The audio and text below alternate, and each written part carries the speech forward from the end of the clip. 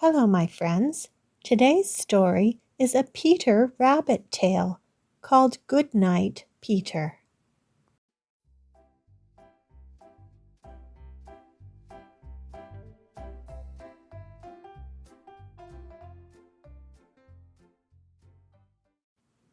Goodnight, Peter.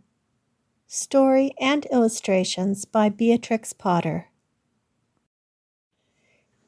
It was nighttime, and the silvery moon was shining over the woods.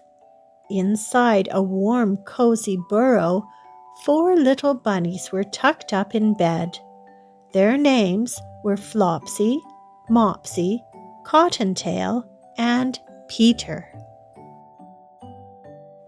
Peter had slept in this room for a long time. He shared it with his 3 playful sisters. It was a bit of a squeeze.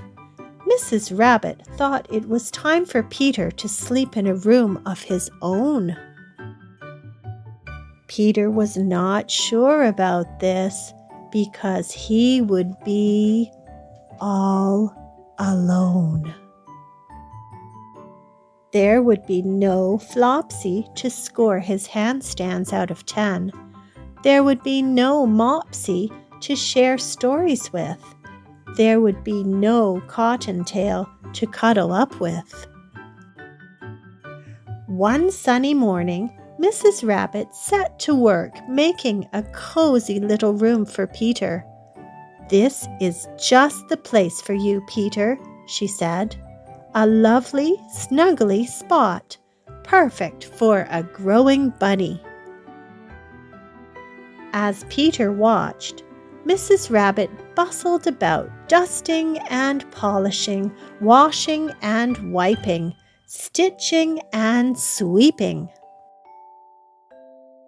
Finally, Peter's new room was finished, and it was really very lovely.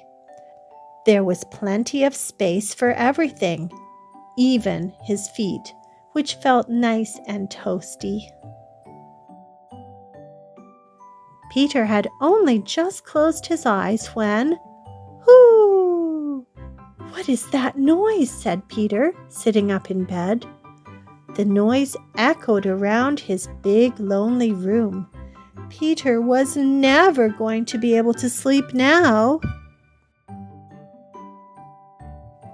Peter sprang out of his bed and straight back to where his sisters were.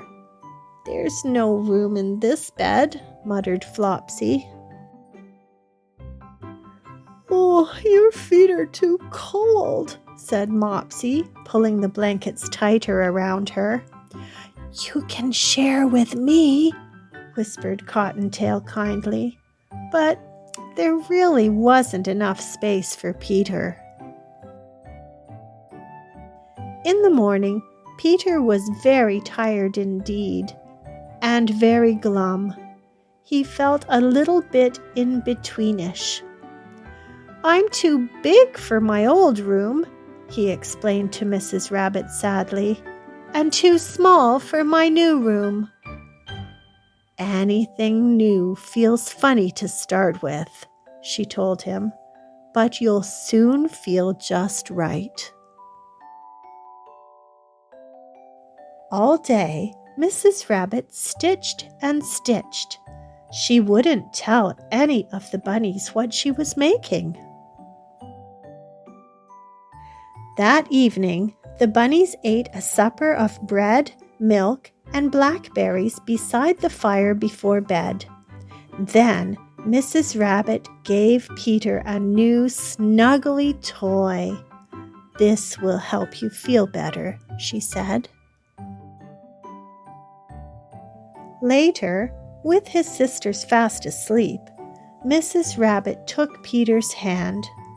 "Time for bed," she whispered, gently leading him to his new room. Peter's toy felt cozy, and as Mrs. Rabbit tucked him up, as she'd always done, so did his new room. Peter knew he was in the new room, but now it felt more cozy, more peaceful. There was enough space to play, and Peter felt just right. He snuggled down in his bed and fell fast asleep. "Good night, Peter," whispered Mrs. Rabbit. The end. Thank you for joining me for story time today, boys and girls. I hope you enjoyed the story.